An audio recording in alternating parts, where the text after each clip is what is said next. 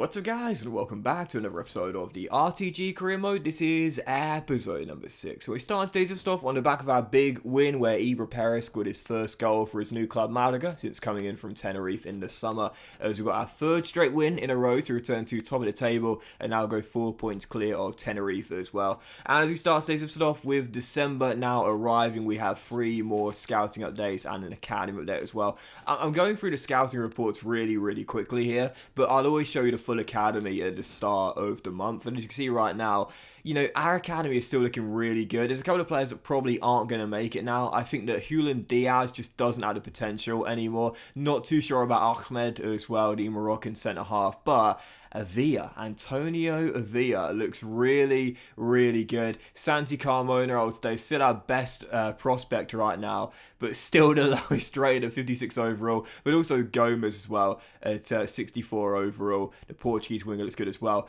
But also this guy too, picked him up, Nacho Calderon, 16-year-old holding mid. I'm quite excited about this guy now. I must say he's very physical. Again, 6'3", high work rates, and I mean, this guy to me looks really well balanced. I think this guy could be an amazing box-to-box midfielder. Like, I think this guy right now very balanced all across the board, but very physical and quick as well. I mean, really, I could retrain this guy anywhere I like at this stage of his career at just 16 years old.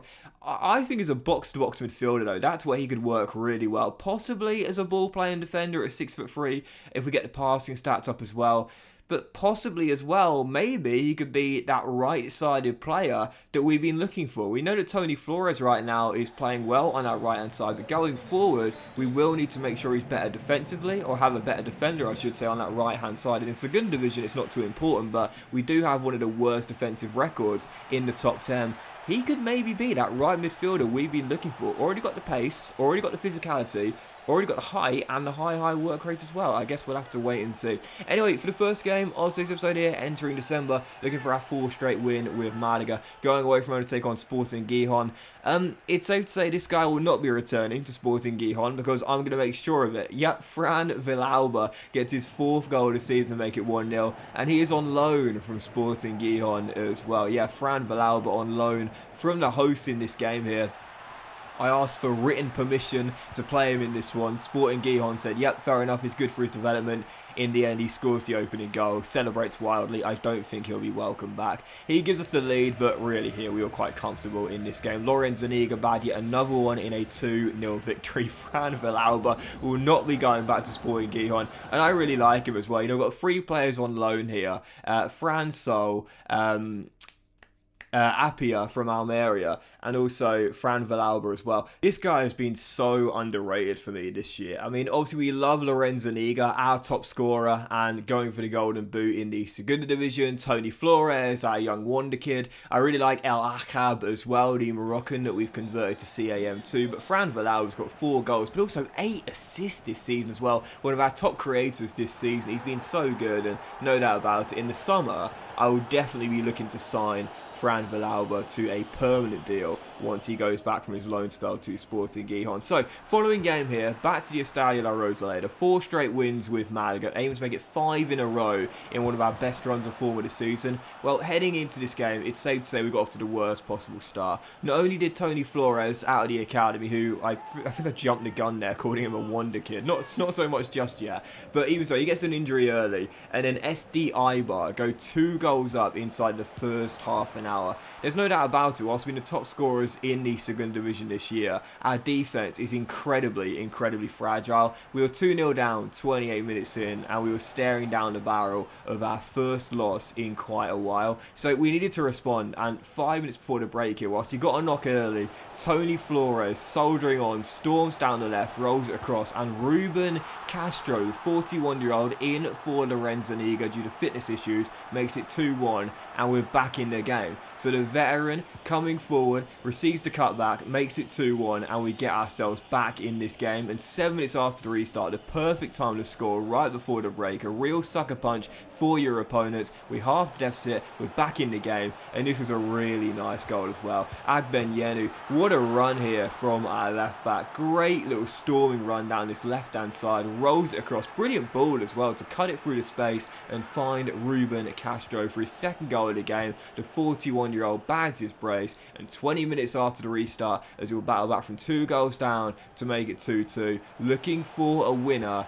Cross to the middle, Tony Flores, even with the knock, I kept him out there, and he makes it 3-2. The comeback complete from Malaga. What a sign of resilience from the youngsters here, and the 41-year-old as well, as Tony Flores, even with the knock, gets the assist for our first goal and bags our third himself. Yep, Malaga 3, Eibar 2, and I was thinking, yes, what a sign of resilience, what a comeback here. Let's close this game out. But it was one of those games where it just felt like EA was just doing this on purpose. They injured one of my best young prospects. 2 of the goals I conceded quite unfortunate, I would have said, including that one there. It's 3-3, and then late on in the game, 7 minutes to go, both teams going all out for a game winner. Both teams not settled in for the point and satisfied with that. Both teams wanted the win, and with 4 minutes to go, I mean, how do you make a cutback look skillful? That's how you do it. Yes, 4 minutes on the clock, and it is a skill shot. Game winner. Ruben Castro, the 41-year-old, becomes my 3rd player this season to net a hat-trick alongside Lorenz Zuniga and the guy that got the assist, El Achab, as well. Running forward, the Moroccan stops on a dime. Oh, and that's just so naughty. Absolutely sick from the Moroccan and the veteran. That's just naughty. Little flick to Ruben Castro, and then Ruben Castro, the skill shot, game winner. And I love this little camera angle here of me celebrating as well, and the lads on the bench running down the sidelines to celebrate with the old man. He's earned himself a nightcap, no doubt about that, as he gets his 5th goal of the season, 3 of which coming in the same game. And you know, I said it, Ruben Castro was the first guy to score for us since I joined Malaga here, but we were always going to prioritise Lorenz Zuniga, the youngster. But this guy's still got a place to play. He's still got a place to play in this team in our first season. Whilst he's retiring come the end of the year, that's one heck of a way to leave yourself with some memories. What a skill shot game winner that was. Absolutely naughty. With the game on the line, that was just sick from the veteran there, honestly. But still, following that, as you'll see, the injury for Flores was just a sprain, so not too big of a deal there. 4-week injury for our 18-year-old. I'm okay with that. And I've decided as well, I am going to convert him to CAM2. Listen, as a right midfielder, he's having an amazing season for us, don't get me wrong.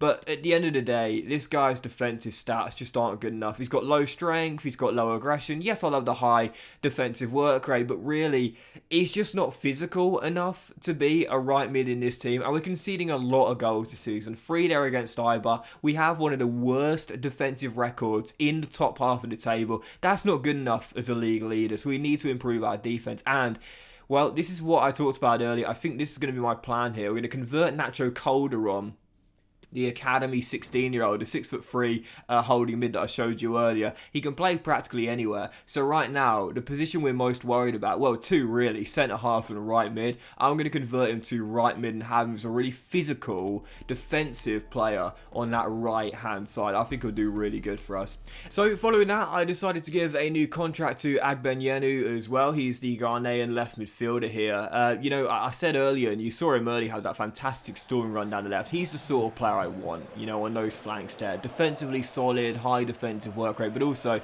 really rapid and good when going forward as well. So going to keep him for an extra 2 years.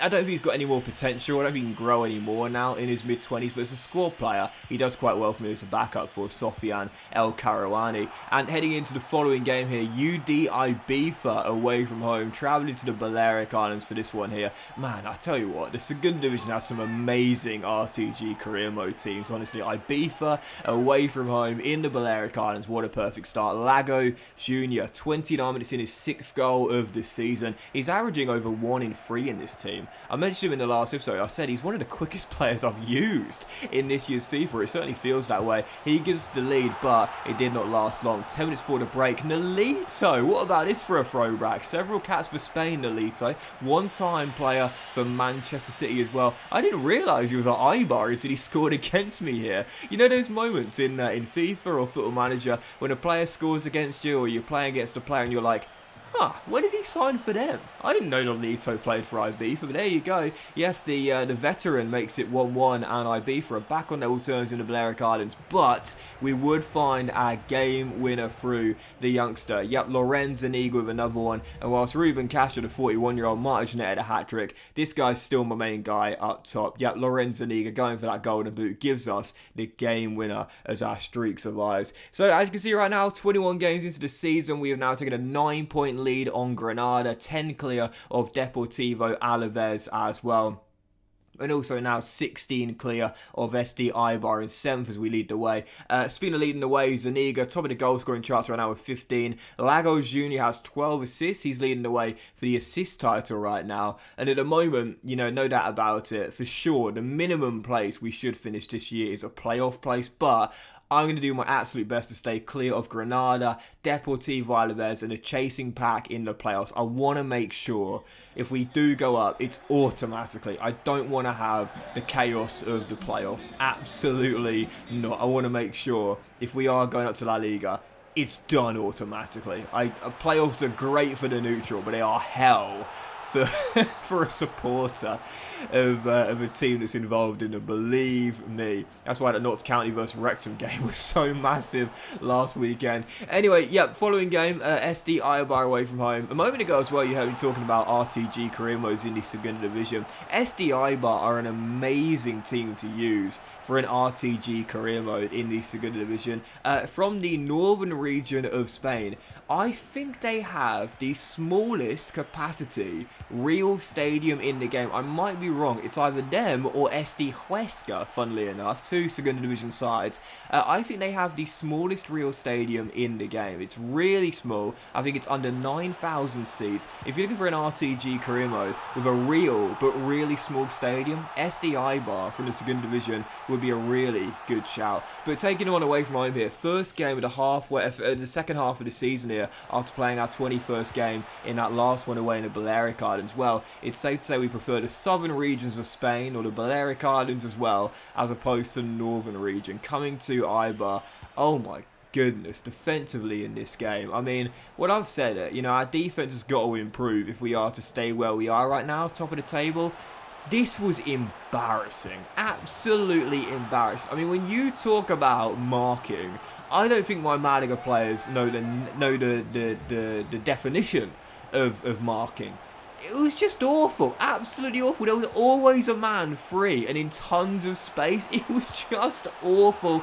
I have to say as well, Manolo Reina wasn't great between the sticks either. But we conceded 5 goals in this one, including a hat-trick for Blanco Leschuk, as we were absolutely obliterated. And proof in the pudding right there. I mentioned Eibar a moment ago. Yes, we're top of the table. Yes, we were several points clear of Granada and Tenerife, but I mean, got absolutely dominated in this game. Won't try and dress it up any other way. And defensively, we were shocking. If we are stay top of the table with 20 games to go and go up automatically, well, 29 goals conceded. The second worst in the top 8. That is going to need to improve, because Tenerife cut the gap to 8. Granada and Alaves both have a game in hand as well. There is still a long way to go. But that will end today's episode of the RTG Career, guys. Big thank you for watching. I hope you have enjoyed it. If you haven't, be sure to like. Most of you all have a fantastic day, and I'll see you for next episode of the RTG Career Mode, where the January transfer window will open very soon.